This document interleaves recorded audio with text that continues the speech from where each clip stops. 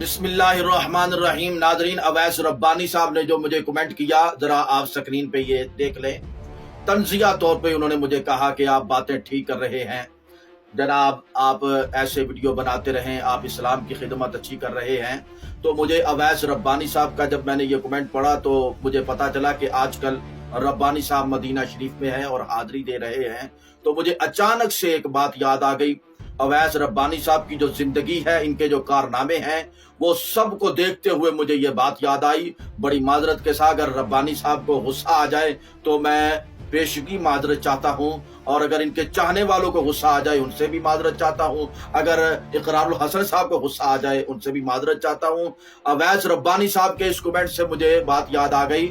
مدینہ شریف کے اندر ایک آدمی رہتا تھا، رئیس المنافقین اسے کہتے تھے، وہ تھا عبداللہ بن ابی۔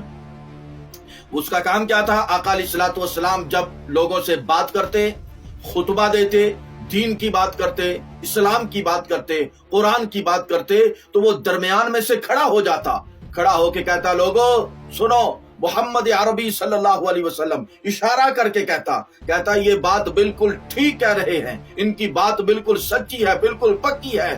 علماء سے پوچھ لیجیے گا، وہ جب واپس آتا، دروازے سے باہر نکلتا، مسجد سے باہر نکلتا، تو 4-5 آدمی لے کے کھڑا ہو جاتا یا کسی بیٹھک میں بیٹھ جاتا، وہ کہتا میں تو وہاں پہ مذاق کر رہا تھا، وہ باتیں ٹھیک نہیں کرتے۔ یعنی اس کا کام یہ تھا کہ سامنے کہنا یہ ٹھیک ہے، اور بعد میں جب اپنے لوگوں کے پاس چلے جانا تو مذاق اڑانا، ٹھٹھا کرنا۔ تو آقا علیہ الصلوۃ والسلام نے اس کے ساتھ بڑا اچھا برتاؤ کیا، اور ہم بھی ربانی صاحب کے ساتھ اچھا برتاؤ کرتے ہیں۔ دیکھیں، اویس ربانی صاحب کہہ رہا ہوں میں، حضور علیہ الصلوۃ والسلام نے بہت اچھا برتاؤ کیا، لیکن اللہ نے فرمایا محبوب یہ آدمی تیرا مذاق اڑانے والا ہے، اس لیے اس کو ایسی سزا ملے گی، اگر آپ 70 مرتبہ بھی اس کے لیے دعا مانگے تو دعا قبول نہیں ہوگی، کیونکہ یہ مذاق اڑانے والا ہے۔ آقا علیہ الصلوۃ والسلام کا یہ غلام ہے اعجاز قادری، اور ربانی صاحب میرا مذاق اڑا رہے ہیں۔ یہ آپ نیچے کمنٹ پڑھ لیجئے گا۔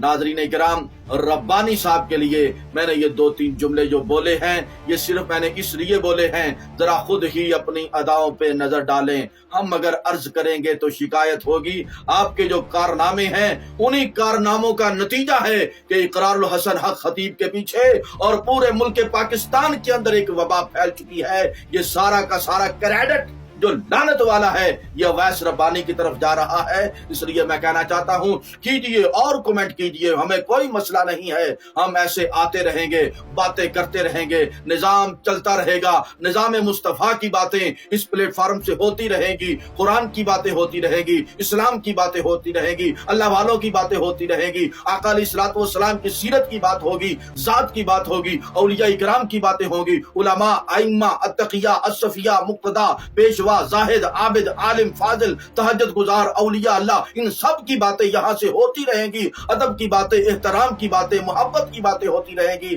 اور ربانی صاحب آپ ایسے کمنٹ کرتے رہیے گا، اللہ تبارک و تعالیٰ آپ کو اجر عظیم عطا فرمائے، اس دنیا کے اندر بھی اللہ تبارک و تعالیٰ سمجھنے کی توفیق عطا فرمائے۔